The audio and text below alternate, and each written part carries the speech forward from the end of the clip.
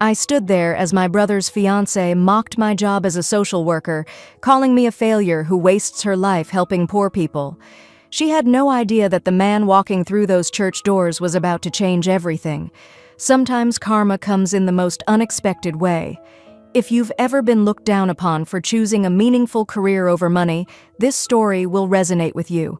Make sure to subscribe and hit that notification bell, because today's story proves that success isn't always measured by your salary. Trust me, you won't see this twist coming. My name is Angela, and what I'm about to tell you sounds like something out of a movie, but I promise you every word is true. It's about the day my entire world changed, when my own family tried to break me down, and a complete stranger became my unexpected hero. I work as a social worker downtown, helping families who've lost everything find their way back. Every morning, I walk into that community center knowing I might help a homeless mother find shelter for her kids, or talk a teenager out of making the worst mistake of their life. The pay barely covers my rent, my car is held together with hope and duct tape, and my wardrobe comes mostly from thrift stores. But here's what I know that most people don't. When you save someone's life, when you keep a family together, when you give hope to someone who has none left, that's worth more than any amount of money could ever be. My grandmother raised me to believe that. She was the kindest woman who ever lived, always helping neighbors, feeding anyone who showed up hungry at her door. She taught me that real success isn't measured by what you accumulate, but by what you give back. After she passed last year, those lessons became even more important to me. They were all I had left of her wisdom. My brother Jake never understood that. 3 years older than me, Jake chose the corporate world and never looked back. He's an investment banker now, the kind who wears designer suits and drives cars worth more than most people's houses. Growing up, we were close, but success changed him. Every time we talked, it became a lecture about how I was wasting my education, how I could be making real money if I just got serious about my life. It stung, but I always believed that deep down, he was proud of me. That belief was about to be shattered completely. 3 months ago, Jake called with news that should have made me happy. He was getting married to a woman named Christine, someone he'd met through work. The way he described her, she was perfect, beautiful, intelligent, from a wealthy family that owned a pharmaceutical empire. Their wedding was going to be the event of the season, held at the most exclusive country club in the city with over 200 guests. Despite everything, I was genuinely excited for him. Jake was my only family left, and I wanted nothing more than to see him happy. Meeting Christine should have been wonderful. Instead, it was my first taste of what was coming. The engagement party was at some upscale restaurant I'd only ever dreamed of eating at. I wore my best dress, a simple green one I'd saved up for, and tried to fit in among all the designer gowns and expensive jewelry. Christine was everything Jake had promised: tall, blonde, stunning, with the kind of confidence that comes from never wanting for anything. But when Jake introduced us, something cold flickered in her eyes. "So you're the sister," she said with a smile that didn't reach her eyes. "Jake's told me so much about you. What is it you do again?" When I explained that I was a social worker, her expression changed instantly. "Oh," she said, drawing the word out like it left a bad taste in her mouth, "you're one of those charity workers." The dismissal in her voice was unmistakable. I tried to explain what I actually did, how I helped families rebuild their lives, how I worked with kids who had nowhere else to turn. But Christine's attention had already drifted away, her eyes scanning the room for more important people to talk to. Then her friends descended on us like vultures, and I realized Christine's coldness wasn't personal. It was cultural. These women, dripping in diamonds and designer everything, looked at me like I was some curious specimen. "Don't you want to actually contribute to society?" one of them asked with genuine confusion. Another added, "I could never work with those people. It must be so depressing dealing with failures all day." I tried to defend what I did, explaining how social workers prevent children from being abused, how we keep families together during their darkest moments, how we provide hope when there seems to be none left. but they just exchanged glances and smiled condescendingly. "That's sweet, dear," Christine said in the voice you'd use with a small child. "But don't you think someone with your education could do more important work? Jake says you're very smart." I went home that night feeling smaller than I had in years, but I told myself Christine was just nervous about the wedding. Once she got to know me, she'd understand. I couldn't have been more wrong. The months leading up to the wedding were filled with 1,000 tiny cuts. At every event, Christine found ways to diminish me. The bridal shower became an opportunity to introduce me as Jake's sister, the one who works in charity. The rehearsal dinner featured comments about how I'd chosen a simpler path in life. Each remark felt calculated to remind everyone that I was different, lesser, not quite good enough to be part of their world. The morning of the wedding, I stared at myself in the mirror of my tiny apartment, trying to summon courage I didn't feel. I'd chosen a soft yellow dress that made me feel confident and happy, had my hair done at a discount salon, and practiced smiling until my cheeks hurt. Looking at my reflection, I tried to convince myself that today would be different, that Christine would be too busy being a bride to focus on tearing me down.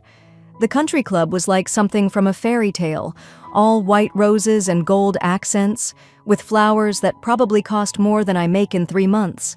Guests arrived in luxury cars, women wearing gowns that could fund my program for a year.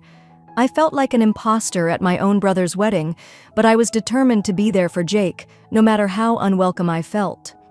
During the cocktail hour, I was standing near the bar trying to blend in when I heard Christine's voice cutting through the crowd. She was talking to a group of her friends, and she didn't realize I was close enough to hear every word. "It's such a shame about Jake's sister," she was saying, her voice carrying that tone of fake concern people use when they're gossiping. She had every opportunity to make something of herself, but she chose to waste her education playing social worker.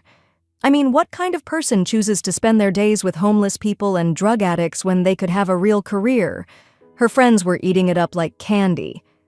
"How embarrassing for Jake," one of them responded. "Having a sister who works in charity must be so awkward at business functions." "Oh, it absolutely is," Christine replied without hesitation.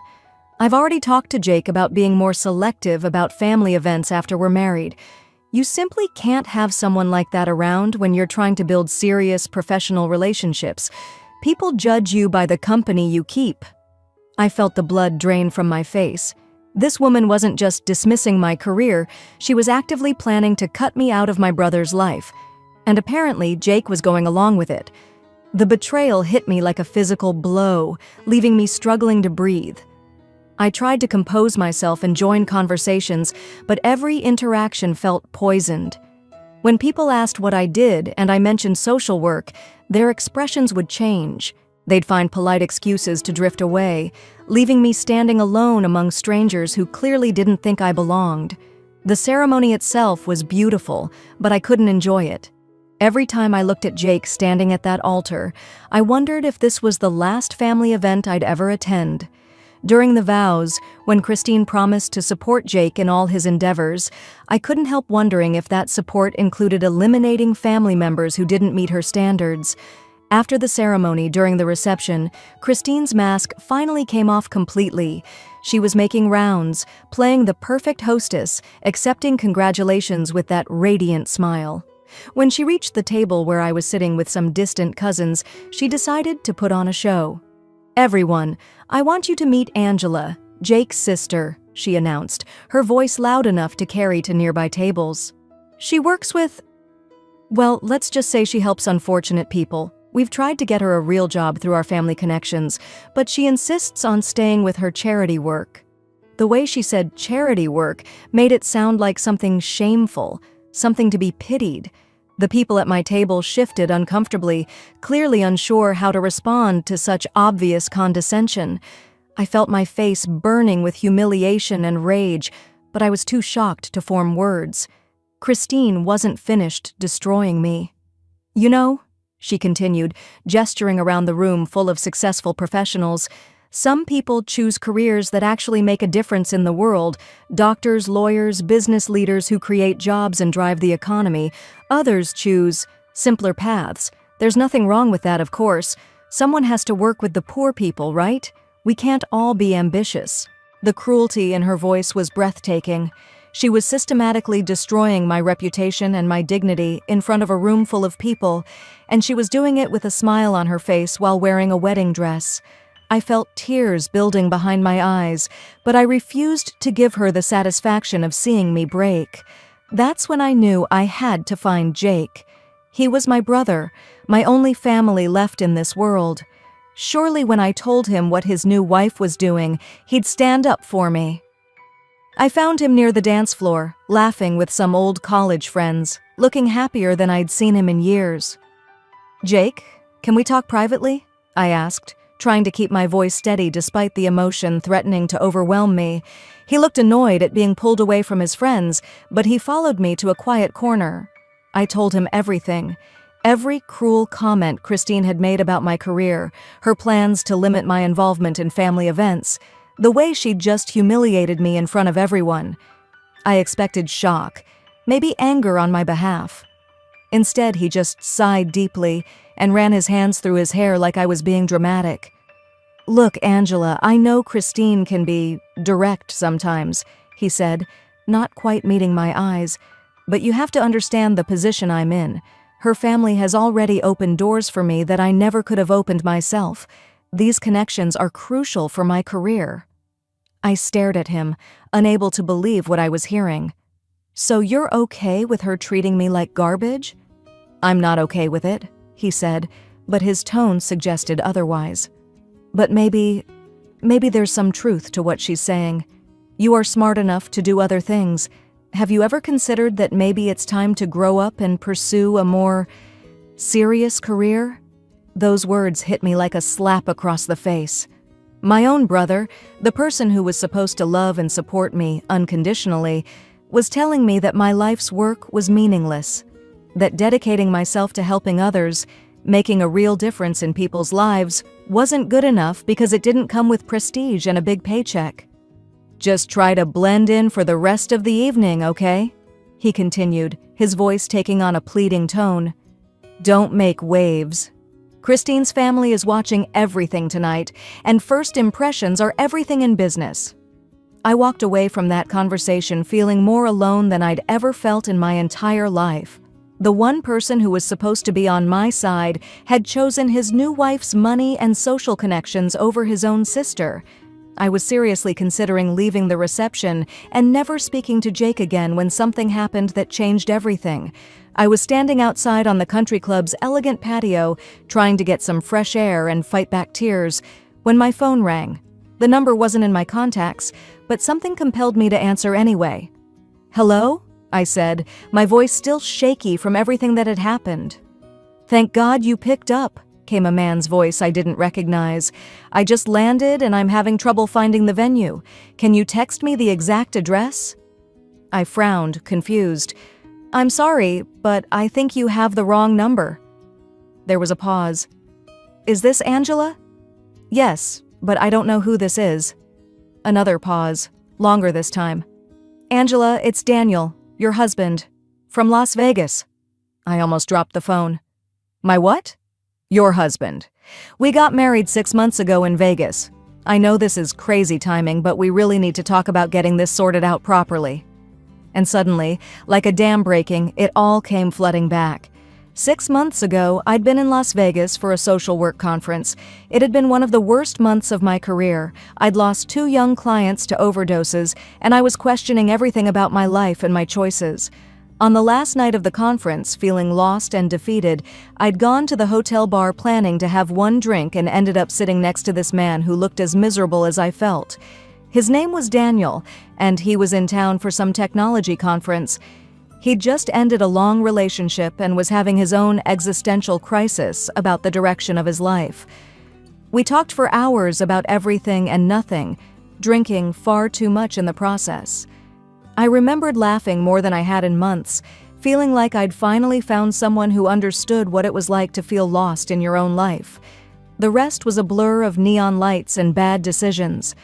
Somehow we'd ended up in one of those infamous Vegas wedding chapels, exchanging cheap rings and slurred vows while an Elvis impersonator officiated. I woke up the next morning with the worst hangover of my life, a plastic wedding ring on my finger, and a marriage certificate on the nightstand. Daniel was gone, presumably back to his real life, and I was left wondering if it had all been some alcohol-induced hallucination. I'd kept the marriage certificate, meaning to look into annulment procedures, but life got busy and I convinced myself it wasn't legally binding anyway. We'd both been drunk, it was Vegas, and we were complete strangers. It couldn't possibly count as a real marriage.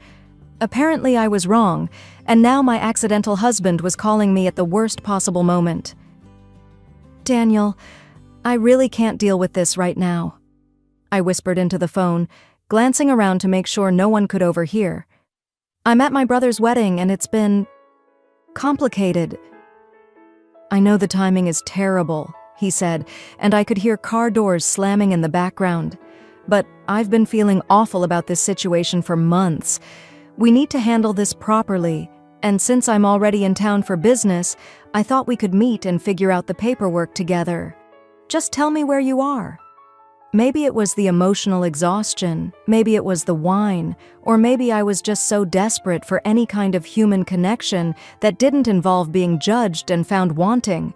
Whatever the reason, I found myself giving him the address of the country club. "I'll be there in 20 minutes, he said. "And Angela?" "I'm really sorry about the timing." I hung up and went back inside, trying to act normal while my mind raced.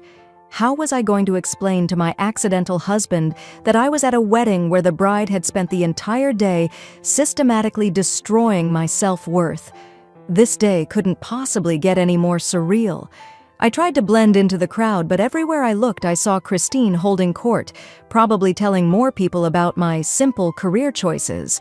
Jake was nowhere to be seen, probably networking with his new in-laws. I felt invisible and unwanted at my own brother's wedding. About 20 minutes later, I heard a commotion near the entrance. Guests were turning to look toward the front of the reception hall, their conversations shifting to excited whispers. That's when I saw him walking through the doors, and suddenly I understood why everyone was staring. Daniel looked like he'd stepped out of a magazine. He was wearing a perfectly tailored suit that probably cost more than I make in 6 months, and he carried himself with the kind of confidence that made everyone in the room take notice. Behind him were 2 men in dark suits who were clearly security, and the way people were looking at him suggested he was someone important. But the most shocking thing was the recognition in people's faces. I could hear whispers of, "Is that Daniel Park?" and, "Oh my God, that's the Connect World guy." I had no idea what Connect World was, but from the way people were reacting, it was obviously something significant. Daniel's eyes scanned the room until they found me, and then he walked straight over like there weren't 200 other people watching his every move. When he reached me, he did something that made my brain completely short-circuit. He pulled me into his arms and kissed me like we were deeply in love. "Sorry I'm late, sweetheart," he said loudly enough for nearby guests to hear. "The flight was delayed, but I wouldn't miss your brother's wedding for anything in the world." I stood there in complete shock, trying to process what was happening. This man I barely remembered was playing the role of devoted husband, and everyone around us was absolutely mesmerized. Across the room, I could see Christine's mouth hanging open in disbelief. "Daniel," I whispered urgently, "what are you doing?" "Trust me," he whispered back with a reassuring smile. "Just go with it. Now, which one is your brother?" Before I could answer, Jake appeared at my side, looking confused and more than a little concerned about the obvious VIP who had just claimed to be married to his sister. "Angela, who is this?" Jake asked, his business instincts clearly trying to assess the situation. Daniel extended his hand with a warm, confident smile. "You must be Jake. I'm Daniel Park, Angela's husband. Congratulations on your wedding. Everything looks absolutely beautiful." I watched my brother's face cycle through confusion, shock, disbelief, and then something that looked like panic. "Husband? Angela? What is he talking about?" "It's complicated," I managed to say, still trying to wrap my head around what was happening. 6 months too complicated, Daniel said smoothly. I've been traveling extensively for business, but I couldn't miss the chance to finally meet my new brother-in-law. Angela has told me so much about you. That's when Christine materialized beside us like a shark smelling blood in the water. I could see her trying to figure out who Daniel was and why guests kept staring at him with starstruck expressions. I don't believe we've been introduced, she said, extending her hand with that practiced fake smile. I'm Christine, Jake's wife. Daniel Park, he replied, taking her hand. Angela's husband. You have an absolutely stunning wedding. Angela's been so excited to celebrate with you. Christine's smile wavered as her mind clearly raced to process this information. Angela never mentioned being married. We prefer to keep our private life private, Daniel said with easy charm. Angela is wonderfully modest about our relationship. I could see Christine's confusion deepening, trying to figure out who this obviously wealthy and important man was. That's when one of her father's business associates approached our group, looking genuinely starstruck. Excuse me, the man said, but are you Daniel Park, the founder of Connect World? I am, Daniel replied modestly. This is incredible, the man continued enthusiastically. Your platform completely revolutionized how businesses approach social media marketing. My company has tripled its revenue since we started implementing your algorithms. You're absolutely brilliant. I watched Christine's face transform as the implications hit her like a freight train. Daniel wasn't just wealthy, he was famous wealthy, billionaire wealthy, tech mogul wealthy, and he was claiming to be married to me, the charity case she'd been humiliating all evening. Mr. Park, she said, her voice suddenly honey-sweet. I had no idea Angela was married to someone so accomplished. She's been incredibly secretive about her personal life. That's my Angela, Daniel said, putting his arm around my waist in a gesture so natural it almost felt real. She never brags about anything, especially not her incredible work as a social worker. Did you know she's personally helped over 300 families find stable housing in just the past 2 years? She's absolutely extraordinary. The way he said it, with such genuine admiration and pride, made my heart skip several beats. Here was a complete stranger defending my career more passionately than my own family ever had. Christine's smile was becoming increasingly strained. Of course, social work is very noble. It's the most important work there is, Daniel continued without missing a beat. Angela tells me you come from a pharmaceutical background, Christine. You must understand better than most how crucial social workers are in addressing mental health crises and substance abuse issues in our communities. I watched Christine scramble to agree, nodding enthusiastically while clearly having no idea what she should say.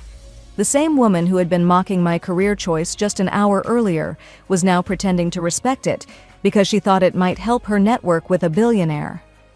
Actually, Daniel continued, I've been looking for opportunities to expand my foundation's work in social services. Angela has been invaluable in advising me on the most effective programs to support. Her expertise in the field is absolutely unmatched. Now I was genuinely confused. Daniel was talking like we'd been having in-depth conversations about his charitable work, when in reality we'd spent one drunken evening together 6 months ago talking about how lost we both felt. But everyone around us was hanging on his every word, including several of Christine's family members who had suddenly appeared nearby. You run a foundation? Christine's father asked, inserting himself into the conversation. Several, actually, Daniel replied casually. But I'm most passionate about our work addressing homelessness and supporting at-risk youth. Angela's insights have been absolutely instrumental in shaping our entire approach. It was like watching a master class in social engineering. With just a few carefully chosen sentences, Daniel had completely transformed how everyone saw me. I went from being the embarrassing charity worker to being an expert consultant for a billionaire's foundation. The same people who had been looking at me with pity or disdain were now viewing me with genuine respect and interest. I'd love to discuss potential partnerships, Christine's father said eagerly. Our pharmaceutical division has been researching mental health applications. "I'd be very interested in that conversation," Daniel replied diplomatically. Though of course any partnerships would need Angela's full approval, she's extremely particular about maintaining the integrity of the program she works with. It was surreal. Suddenly I wasn't just the sister they had to tolerate, I was someone whose opinion mattered, whose work had real value, whose expertise was actively sought after. And all because a man I barely knew was treating me with the basic respect I deserved. As the evening progressed, Daniel never left my side. He introduced himself to everyone as my devoted husband, speaking about my work with genuine knowledge and passion that surprised me. He discussed social justice issues with an intelligence that was clearly impressing everyone, and he made absolutely sure that every person in that room understood that he considered my career not just respectable, but admirable. I watched Christine's behavior change completely throughout the night. The woman who had spent months subtly and not so subtly insulting me was suddenly my best friend, asking detailed questions about my work and hanging on my every word. It was pathetic and infuriating, but I had to admit it was also deeply satisfying. But the most surprising moment came when Daniel asked if he could address the assembled guests. Jake looked nervous but couldn't exactly refuse, so Daniel stood up with that natural confidence and commanded the attention of the entire room. "I want to thank Jake and Christine for welcoming me to this beautiful celebration," he began, his voice carrying easily across the reception hall. I know my arrival was unexpected, but I couldn't miss the opportunity to celebrate love and family. I also want to take this moment to talk about someone extraordinarily special to me, my wife, Angela. The room fell completely silent, every eye focused on him. I felt my cheeks burning, having no idea what he was about to say, but knowing it would change everything. "Most of you know me as a businessman," Daniel continued, "but what you might not realize is that everything I've achieved has been inspired by people like Angela, who dedicate their lives to actually making the world better. While I was building companies and accumulating wealth, Angela was building communities and saving lives." He turned to look directly at me, and for a moment, I completely forgot we were strangers pretending to be married. The sincerity in his eyes was absolutely unmistakable. "Social workers like Angela are the true backbone of our society," he went on, his voice filled with conviction. "They're the ones who catch children before they fall through the cracks, who help families stay together during their darkest moments, who provide hope when everything seems hopeless. What Angela does isn't just a job, it's a calling. And anyone who doesn't recognize the immense value in that calling simply doesn't understand what real success actually looks like." The room erupted in thunderous applause, and I felt tears streaming down my face. But these weren't tears of humiliation. They were tears of gratitude, of relief, of finally being seen and valued for who I truly was. As the reception wound down and guests began to leave, I finally got a chance to talk to Daniel privately. We stepped out onto the same patio where I'd answered his life-changing phone call just hours earlier. "Why did you do all that?" I asked, still trying to process everything that had happened. "You don't even really know me." He was quiet for a long moment, looking out at the stars beginning to appear in the night sky. "6 months ago, you were the first person I'd met in years who cared more about helping others than helping yourself. You talked about your work with such genuine passion, such love for the people you serve. It made an impression on me that I've never forgotten. But the foundation work, the charitable programs, you talked like we'd been collaborating for months." He smiled, and I saw something vulnerable in his expression. "I wasn't lying about having foundations, Angela, and I wasn't lying about being passionate about social justice. What I witnessed tonight was a room full of people disrespecting someone who deserves nothing but admiration. I couldn't stand by and watch that happen to you." "So, you decided to play my billionaire husband to teach them a lesson?" "I decided to show them what you're really worth," he said simply. "And Angela, you're worth so much more than they were giving you credit for." We talked for another hour under those stars, and I learned that Daniel wasn't just wealthy. He was thoughtful, intelligent, and genuinely committed to using his resources to help others. His success hadn't made him cynical. It had made him more aware of his responsibility to give back. More importantly, I discovered that our drunken Vegas wedding hadn't been completely random. We'd connected that night because we were both people who felt isolated by our choices. Me for choosing purpose over profit, him for choosing innovation over expectation. "So what happens now?" I asked as the evening drew to a close. "That's entirely up to you," Daniel replied honestly. "I came here tonight planning to discuss annulment paperwork, but I have to admit, I'm having second thoughts about everything." "About the annulment?" "About all of it," he said.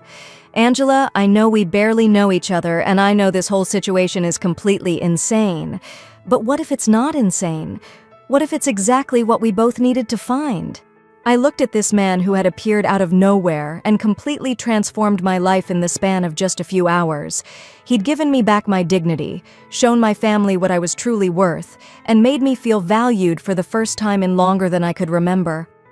"Are you actually suggesting we stay married?" I asked, hardly believing I was having this conversation. "I'm suggesting we take the time to get to know each other properly," he said. "No pressure, no expectations, no pretending, just two people who accidentally found each other figuring out whether maybe it wasn't such an accident after all." Standing there on that patio, thinking about everything that had happened, I realized something profound.